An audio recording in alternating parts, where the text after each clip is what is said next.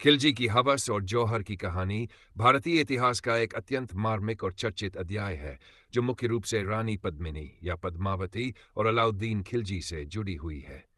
आइए इसे ऐतिहासिक संदर्भ में संक्षेप में समझते हैं। अलाउद्दीन खिलजी की हवस। अलाउद्दीन खिलजी शासनकाल 2623 ई दिल्ली सल्तनत का दूसरा शासक था, जो अपनी सैन्य शक्ति, प्रशासनिक सुधारों और विस्तारवादी नीतियों के लिए जाना जाता है।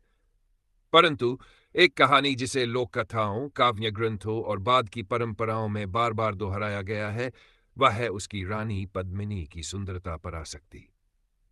रानी पद्मिनी और चित्तौड़। रानी पद्मिनी सिंघल श्रीलंका की राजकुमारी थी और उनका विवाह राणा रतन सिंह से हुआ था, जो चित्तौड़ मेवाड़ के शासक थे।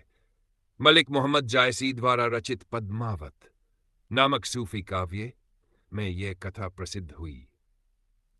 यद्यपि यह एक काल्पनिक रचना मानी जाती है, पर इसने इस प्रसंग को व्यापक रूप से लोकप्रिय बना दिया।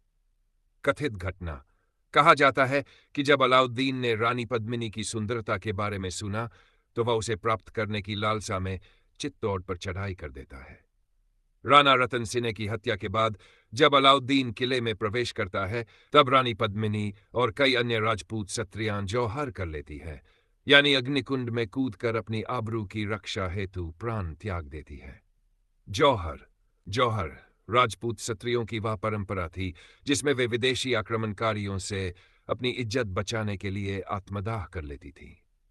यह परंपरा विशेष रूप से मुगलों और तुर्क आक्रमणों के समय देखी गई, जब युद्ध हारने की स्थिति में महिलाएं पकड़ी जाने से पहले जौहर कर लेती थीं।